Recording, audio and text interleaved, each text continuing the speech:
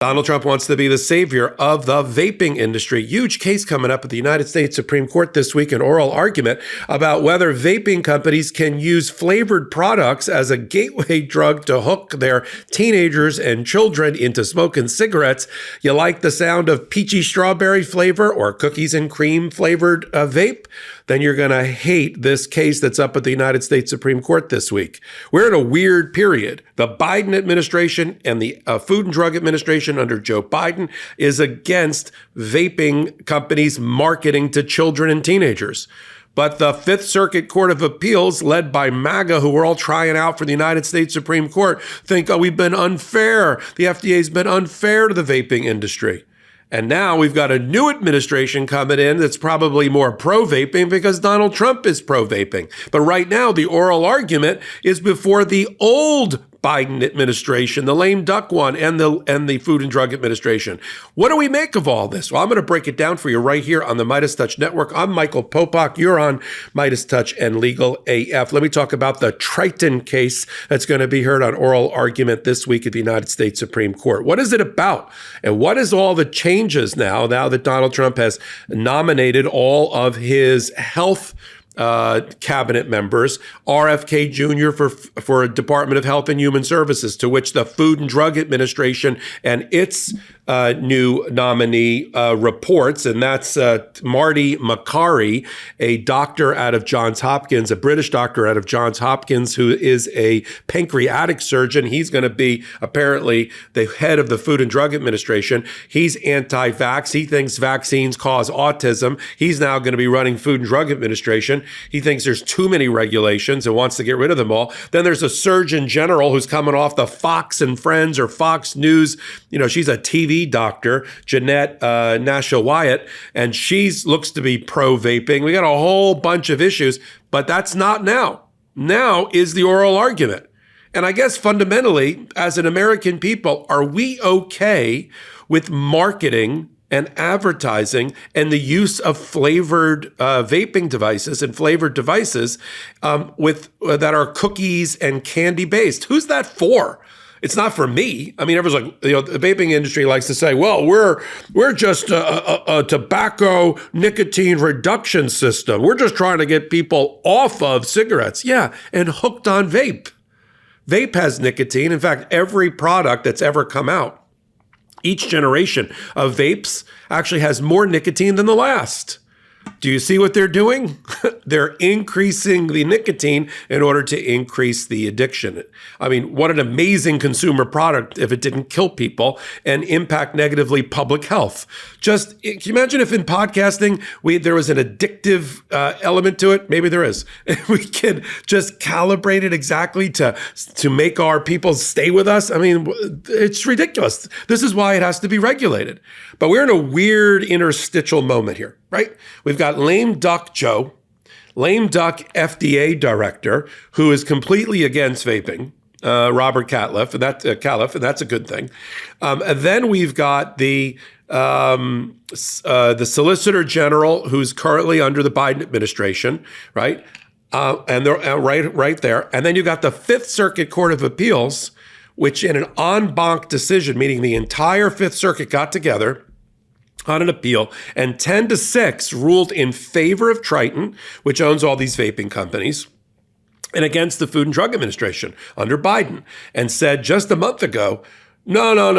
FDA's regulations are so confusing. Nobody can figure them out. I mean, I'm summarizing here. This is a set of regulations that an agency only Kafka would appreciate. That's a quote from one of the judges, that this is the old switcheroo. This is from the written decision by Judge Oldham. It's the old switcheroo, bait and switch, and the vaping company gets hit with both sides of the stick. But let's completely ignore, apparently, the addictive quality of vaping, it being marketed by at teenagers and children. I mean, who else is going to enjoy peachy strawberry and cookies and cream and all these other flavors? I don't know, 58-year-old males? I mean, seriously? And the tobacco companies are all in on vape because they're losing on the cigarette side, but they're gaining on the vape side. And it's not like everyone's like, oh, vape is just flavored water. I mean, look, there are ones that are out there that are completely nicotine free. I'm not talking about those. I'm talking about the nicotine, the ones that have nicotine in them in the vaping system and a nicotine delivery system is what it is. That's what we're talking about. There's other ones out there. I don't want to cast aspersions here. There's other vapes out there that are just water and air, and it's really used to kind of give you a substitute while you move over or try to get off of the addiction. I get that. This is not that, what I'm talking about. This is not what Triton makes. This is not what the tobacco companies have invested in. But it's weird, right? Because the oral argument, which is following full briefing after the 10-6 decision against the FDA by the Fifth Circuit Court of Appeals, of course, the Fifth Circuit Court of Appeals, right? They filed a case in Texas. That's the MAGA way. It ends up at the Fifth, which leans heavily right and MAGA, a lot of them appointed by Trump. They're all on the Fifth Circuit. All those judges, Judge Ho, Judge Oldham, they're all trying out for the United States Supreme Court with Donald Trump. Pick me. And they write their opinions that way.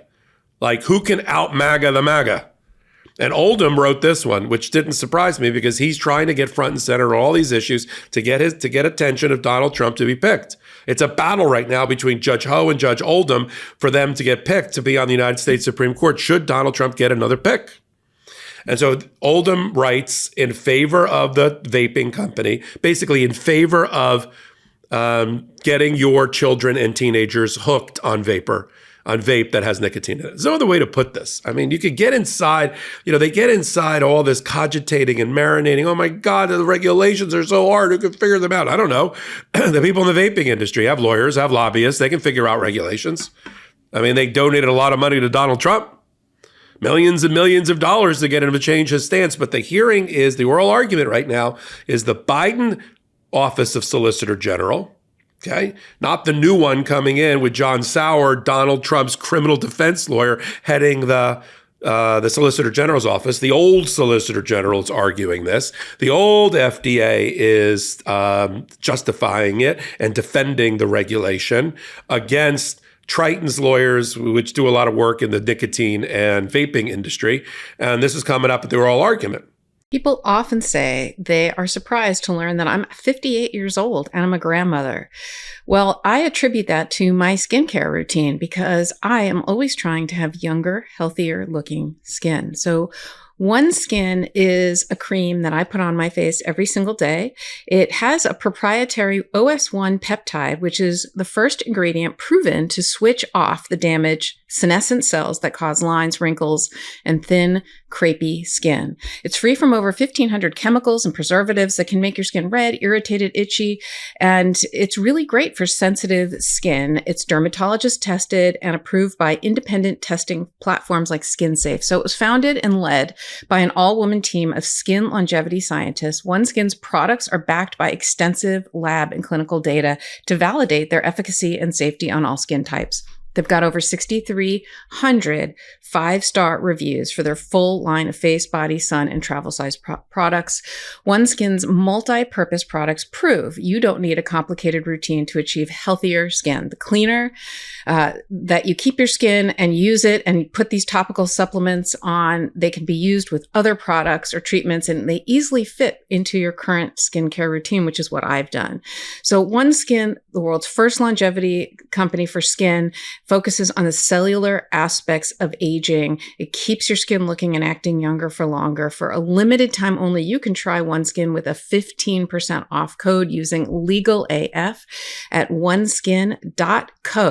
That's 15% off oneskin.co with LegalAF. After you purchase, they'll ask you where you heard about it. Please support this show and tell them we sent you. Go to oneskin.co. There's no M at the end. It's not .com. Thank you, One Skin. Now, the Supreme Court's not dumb, and the MAGA Supreme Court justices are not dumb, and they know there's a change in administration, and they know Donald Trump is pro-vapor, and vaping, sorry, I say vapor, is pro-vaping, and they know his new heads of all of his science and medicine-based departments. Many of them have outlandish outlier theories, like the admitted heroin addict who Donald Trump picked to run the Health and Human Services, Robert F. Kennedy Jr., and the anti-vax denier who wants the FDA to permit all sorts of crazy therapies for people. And then you got Marty McCarry, who's the new head, who would be the new head of the FDA, who's never done that before, but is pro RFK Jr. left and right with all of his regulations. And you got Donald Trump saying, I'm pro vaping. Okay, you do the math. So I think, they're going to do the oral argument, but they know the new administration's coming in. And the question is, can the soon to be out of work Solicitor General's office for Biden get Amy Coney Barrett and maybe Kavanaugh over to their side to support the FDA regulation? The reason I don't have a lot of confidence in this, and it concerns me, is that the Supreme Court decided to accept this appeal out of the Fifth Circuit, where they have to decide whether the FDA was right or wrong, right after they made a major decision ripping away a 50-year-old precedent.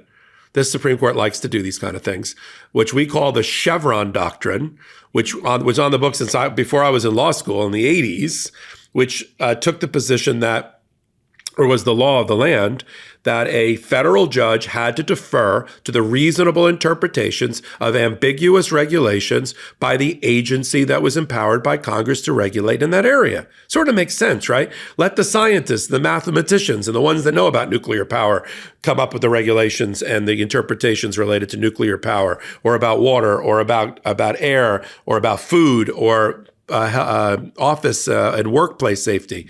No. The Supreme Court said we don't want Chevron anymore because the Federalist Society and the MAGA hated Chevron because it empowered these agencies to have more power than where they wanted all the power to reside, which is in the presidency. MAGA Federalists want an imperial president at the expense of all the other branches. They certainly don't want an administrative state that's effing around with their business investments and their business returns on their investments. So that's the big fight. They took away Chevron in a case we called Loper-Bright, named after it was the people involved in the case, but now we call it the Loper-Bright decision. And right after Loper-Bright, when they said, no, federal judges need to make this decision without regard or respect to any of the agencies, meaning ignore the FDA about its own interpretations, about its own regulations, and you read them fresh. Okay, right after that, they accepted the Triton appeal about vaping. This is not looking good for me going in here for the FDA. We're going to follow it on Legal AF, the YouTube channel. Take a moment, hit the subscribe button there too. On our show we call Unprecedented about the United States Supreme Court that we do once a week. And we'll follow it up after I listen to the oral argument on Monday. But I wanted to put this on your radar.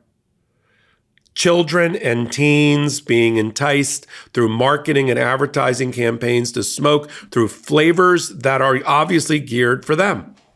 For years, flavored cigarettes were outlawed. Advertising on television. There's a reason we don't see any more ads like when I was a kid for cigarettes or billboards for cigarettes. It's because they're not allowed to market their product that way. That's from years of FDA regulations supported by courts in the past. Under this administration, we could have TV ads all day long pushing cigarettes because they were donors to Donald Trump. Let's be frank, that presidency was for sale and is for sale. So flavored cigarettes, long time banned for obvious reasons. It is nicotine. It is addictive. We know the tobacco industry has hidden the effects of tobacco and nicotine on public health for a long, long time. And that's why you want regulators who are not in the industry to be regulating the industry, but not Donald Trump. In every place that Donald Trump could find a industry person who hated his regulator, he put them in as the regulator. Air, water, environment, oil and gas, Interior Department. These are all friends of industry. So now you've got the foxes who are regulating the chicken coop. Good luck. But I want to see what happens. If I'm the advocate for the United States in the Solicitor General's office, I got to aim for Amy Coney Barrett and hope I get her over because she's the only true sort of centrist, right of center person left on that court. And she's starting to come into her own as she's getting more mature and more senior on there. She's not my favorite justice, and she certainly rules the wrong way on major social issues that are not aligned with my values. But I got to also be realistic.